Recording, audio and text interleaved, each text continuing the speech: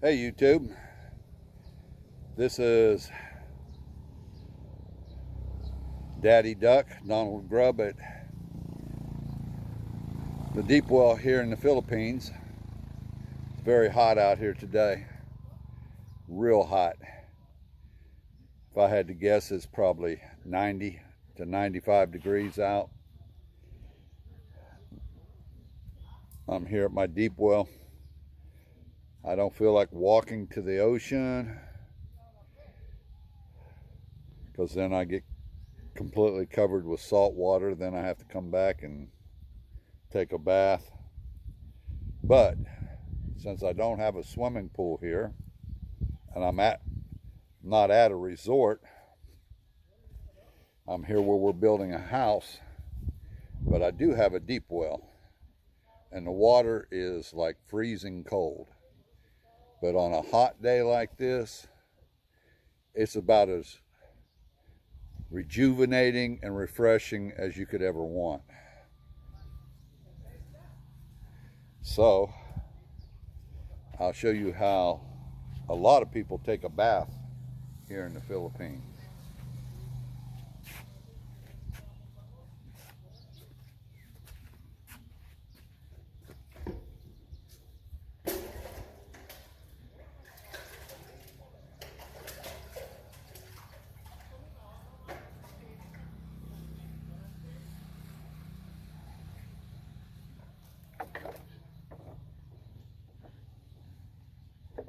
I have some soap here, scrub brush, a razor, and water. First thing I'm going to do is cool this concrete off, because I'm going to take my shoes off and put over here to the side. And this concrete out in the sun like this, probably somewhere around 150, 175 degrees. I don't know, it's pretty hot. I could probably fry an egg on it.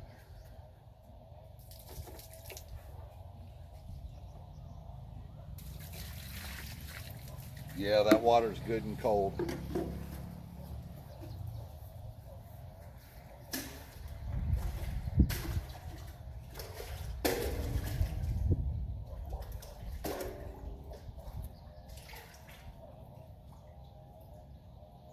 Alright. Here, very simple, plastic bucket. They have wood. They put 2 nails in on this side so you can get water out. So, let's go ahead and do this. Oh, that water's probably, I had to guess, around 45 degrees.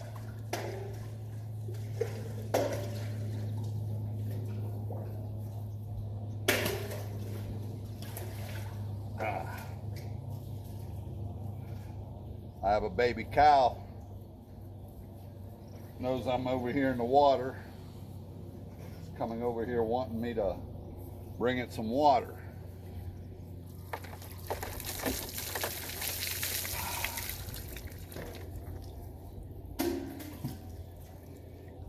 And I'm wearing my swim trunks.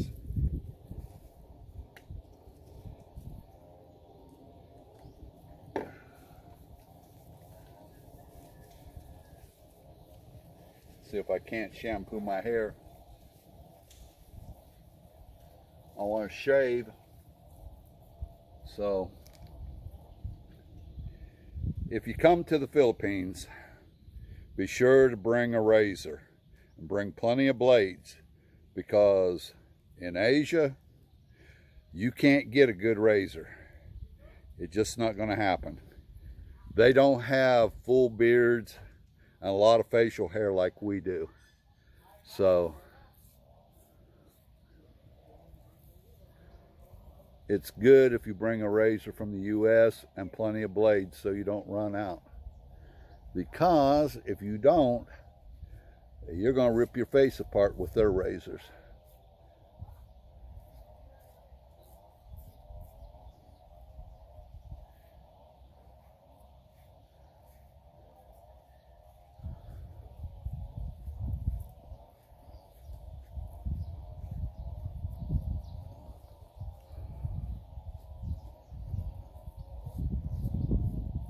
And another thing with your razors, after you get through using them, always rinse them out real good and dry them, because the humidity is so high here that if you don't dry them, clean them real good and dry them, your blades will actually rust, which I've experienced that in Alabama during the months of August and July when the humidity is so high. But that's just the nature of the tropics and subtropics.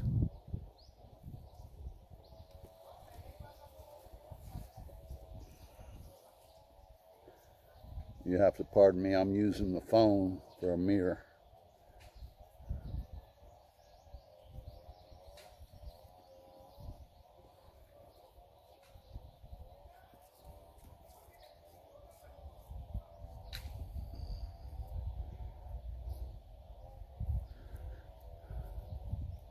I got my blood pressure under control.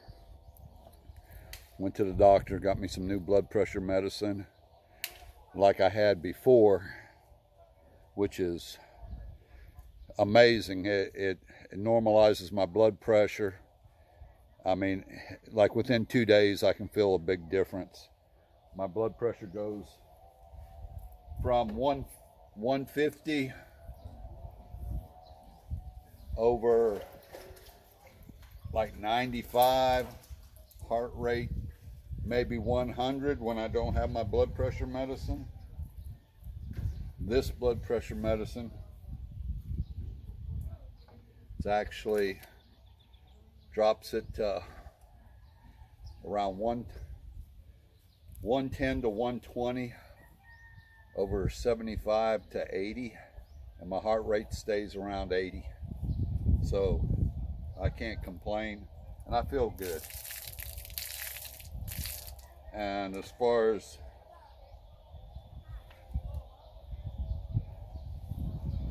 the asthma and the pneumonia, I'm over that now. Thank God.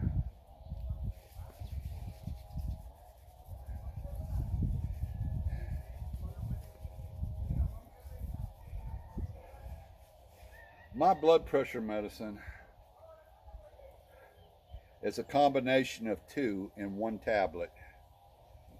Here in the Philippines, it cost me like 21 pesos per tablet.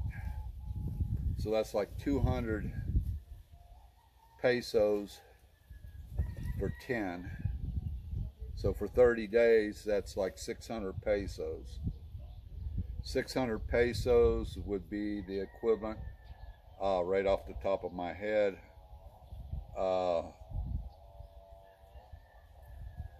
somewhere around $20, $25, I believe.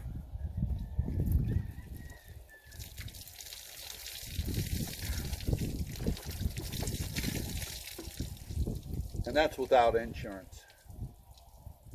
And that's one of the most expensive blood pressure medicines they have here in the Philippines.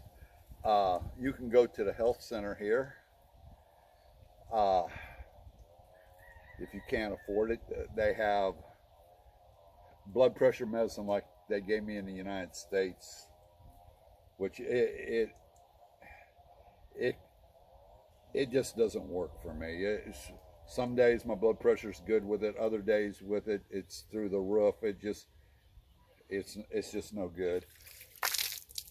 I had a practitioner nurse when I went back home decided, because I had blood pressure medicine from the Philippines, that it must not be any good, and took me off of it and put me on this other blood pressure medicine, which, to be honest with you, I actually felt like it was killing me. And that was before I even came here. I struggled with it. And I came back here and got back on what I was taking before. And I feel great. Everything's fine. My biggest problem is my weight. Like I said, when I first came to the Philippines 6 years ago, I weighed somewhere between 300 and 310 pounds. During COVID and all that, I went back to the U.S. in 2021, and at that time I weighed around 175, I think. 170, 175. Which I had to have reconstructive surgery on my shoulder because of my rotor cuff. The only muscle that wasn't torn was my bicep. I had that done, which I'm going to tell anybody, it's painful. It takes a long time for you to heal. You can't be impatient. You have to work at it every single day and just don't give up. Eventually you get used to your shoulder back again.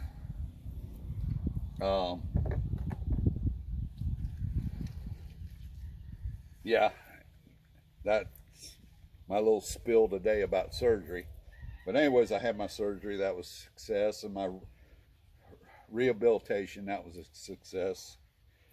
The only problem I had when I got back, it's like I said, with my blood pressure, which was after I had my surgeries, when this nurse practitioner decided that I needed to change my medicine, which no way I should have changed my medicine.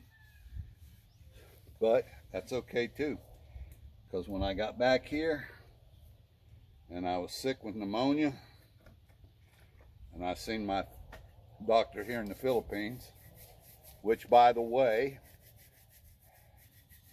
he got his education, his doctorate degree and everything from the U.S., from Maryland. So he's as competent and as good as any American doctor. And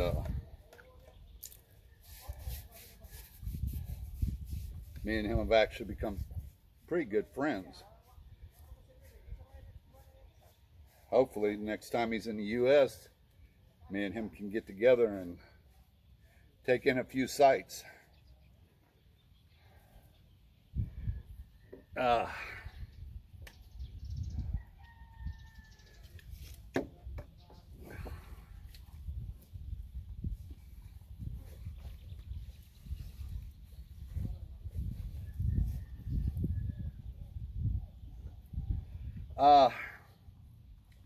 My weight right now has gotten down to, in pounds, around 157, 155, something like that. 114 kilos, which is approximately 2.25 pounds per kilo, I think. I believe that's right. So right off the top of my head, that's going to be 114, that's 200, and the 14 is 28, so that's 228 plus 0.2 tenths of a 25 So that's another, say 10 pounds. Maybe around 140. No, 240. Somewhere around there, 250.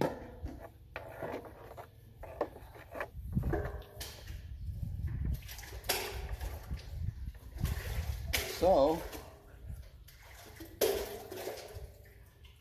maybe this year I can get down around 200 pounds. What really put the weight on me was when I quit smoking. But probably the best thing I ever did. Then, my God, over 5 years. And don't miss it a bit. Don't bother me to be around anyone smoking. One thing I have noticed, I don't like people smoking in my house. Because I can smell it in my curtains, I can smell it on my furniture.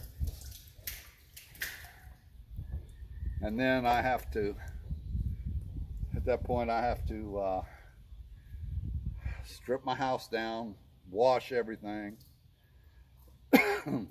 so I don't smell it.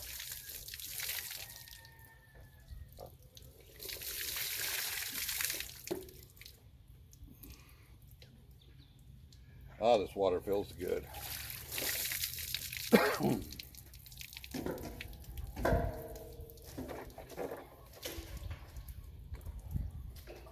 What I need to do is build a swimming pool. Here in the Philippines, you could use it year-round.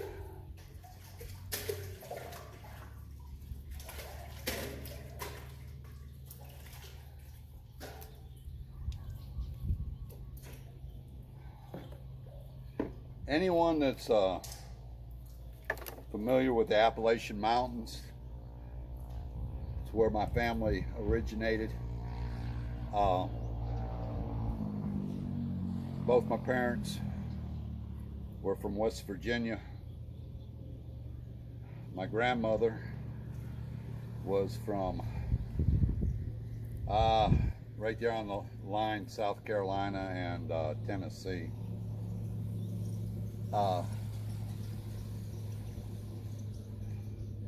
Both my grandfathers were working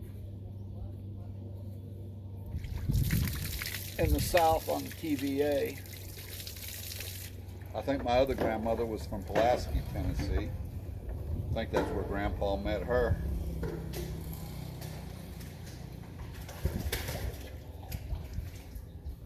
So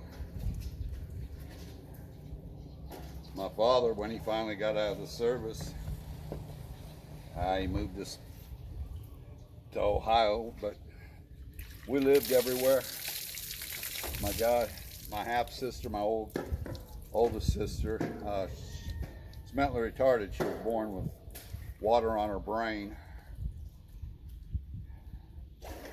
She had the mental capacity of a probably 9-year-old. Just depends on what it was. But she was born in Kansas. I was born in Colorado. My younger sister was born in New Jersey. And my youngest brother, he was born in Ohio. That's the last place Dad was after he got out of the military. So of course, that's where I ended up going to grade school and high school.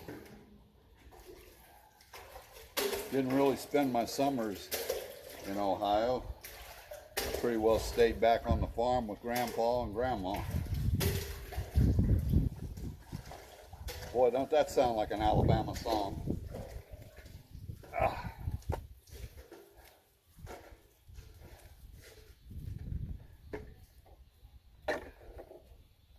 But after I got out of high school, I went in the Navy. Had very good schools in the Navy. Spent my time there. When my time was up, I got out. Went to work for General Motors.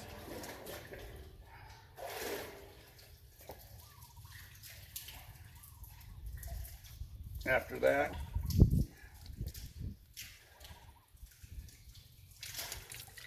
things went south with that company. So,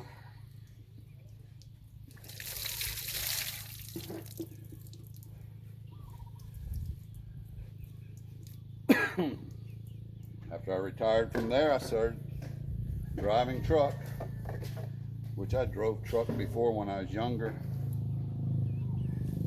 Back when I was 16, something like that. We had trucks on the farm.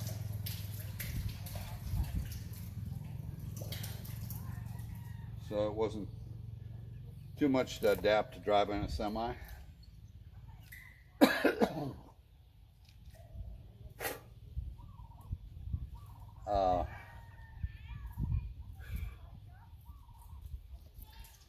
Well, the sun's bright.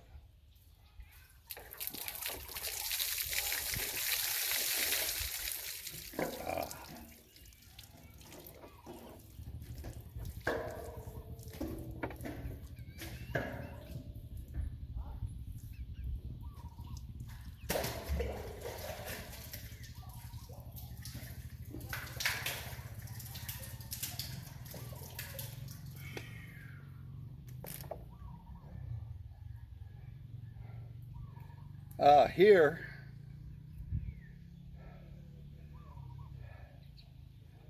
there's no, all my fish, most of my meat, all my vegetables. There's only a few vegetables that I'll buy in a can, but for the most part, all my food I eat is natural. And I had type 2 diabetes, but when I'm here in the Philippines, my sugar levels are always good. So I'm pretty well convinced it has a lot to do with the preservatives, the corn, syrup, just everything, the sweeteners and everything, and the preservatives that they put in the foods. Here, the biggest thing you have to watch is MSG, which MSG tears me up. I don't know what type of effect it has on other people, but for myself, it'll cause my joints to swell up. If you didn't know any better, you'd think I had gout when I get a hold of MSG. So I'm real cautious about what I eat. I have to be. When you've had as many surgeries as me, the last thing you need is problems with your joints swelling up. So, well, I'm almost done with being here at the deep well. I'm just rinsing off real good and enjoying this cold water. My brother-in-law, every morning he comes here and takes his bath. Him, his wife, and their little son.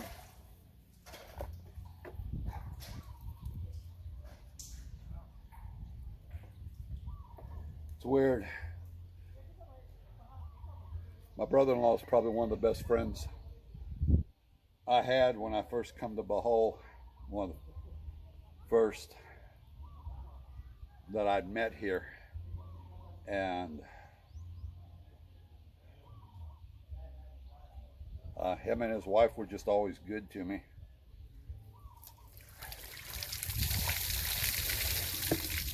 And what you have to watch here if you decide to come here is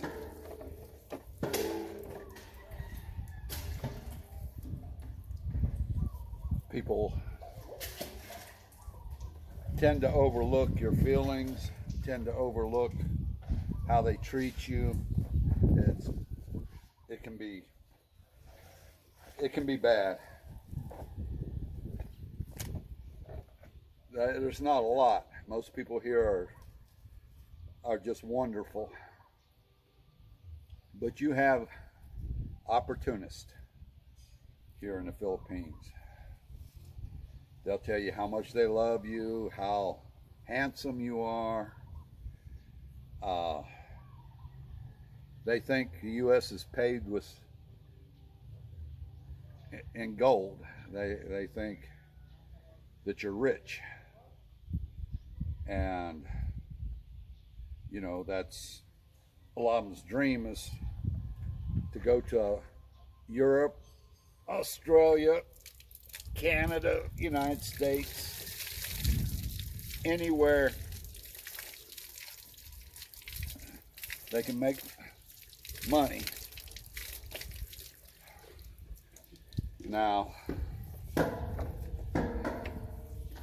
my wife's older. My wife's 40 years old. But there's a lot of guys that I see here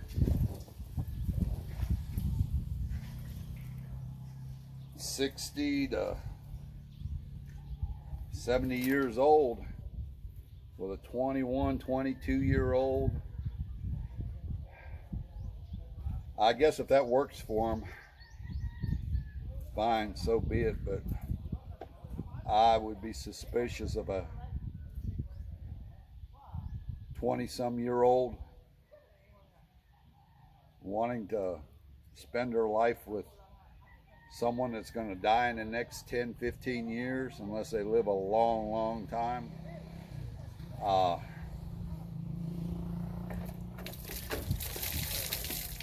My opinion is they're looking for a ticket back to the U.S., and once they get their residency,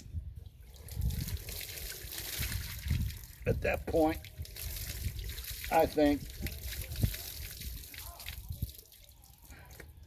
they're going to ask for a divorce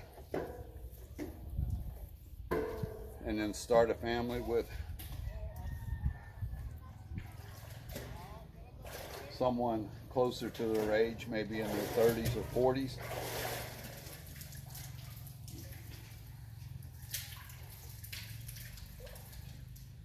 And in the process,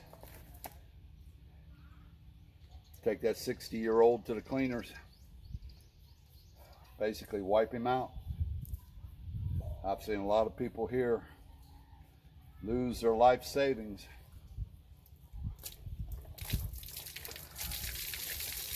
I'm fortunate that I met my wife. It ain't all,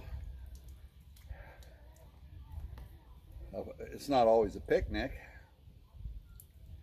We have our disagreements, but we have some similar temperaments. I don't like to fight. You push me in a corner, then I tend to get very loud. Most of the time, what I like to do is if I'm upset, I just want to be left alone and go off by myself and just focus and regain my composure. And my wife understands that, and she's gotten used to that. So, but I had trouble with my ex-wives. They want to stand there and argue with you and just might bring up stuff from 5, 6 years ago, and just anything and everything you thought you were forgiven for. No, you were never forgiven. So I just like a nice, calm, relaxed life. And like I said, me and my wife, we have our arguments, but they're civil. We agree to disagree. And I'm stubborn, she's stubborn. So we both understand being stubborn. So maybe after a day or two, we're looking at each other just laughing about how stupid it was. But we still disagree about the subject, whatever it might be. So I don't know, most of the time it's about how we go about doing something. My wife is very conservative. She's Catholic. And being Catholic, she does tend to worry a lot about mainly her family, but also other people, what they might think. Me, I don't give a shit what anybody thinks.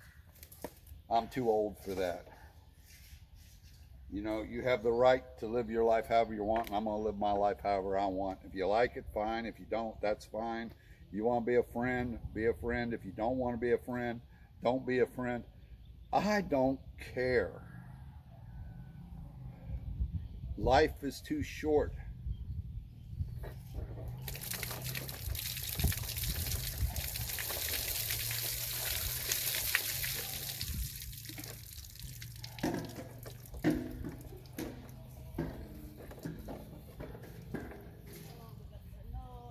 Yeah, it's a hot afternoon too. You doing all right?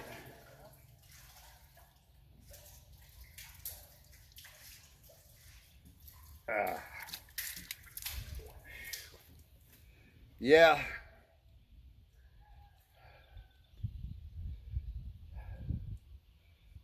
I stay at resorts, but for the most part, this is my life here in the Philippines, just like a normal Filipino.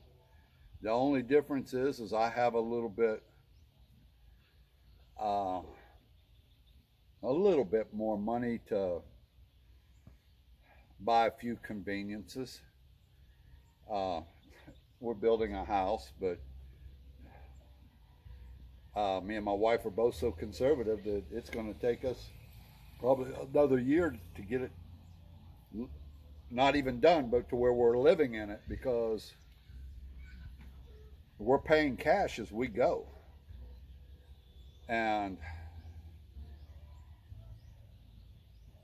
on this island, there's just not a whole lot of people that do construction work. There is a few now because of the last 6 years. I've been working with them, trying to teach them how to do concrete, masonry work, framing, just different things in the aspect of building a home. But you got to understand, homes here are built out of concrete, not wood. And if they do build one out of wood, it's going to be like a native type hut made out of bamboo. Jimalai, I believe is how they pronounce it, which is a very, very hard wood. But it's good for building. The problem here is termites. Termites will,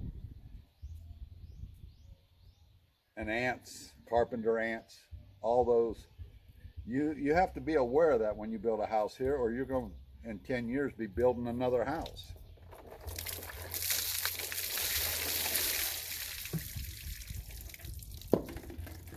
My house is going to be 100% concrete, except for on the inside, I will have some wood trim, but most of it will be tile.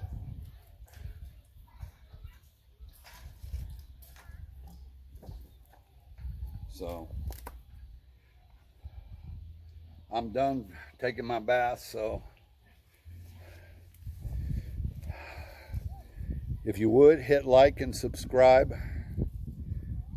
Me, I'm gonna dry off and get ready to go put some clean clothes on and enjoy the rest of the day. I don't know what I'm gonna do this evening, but we'll find something to do. Goodbye for now.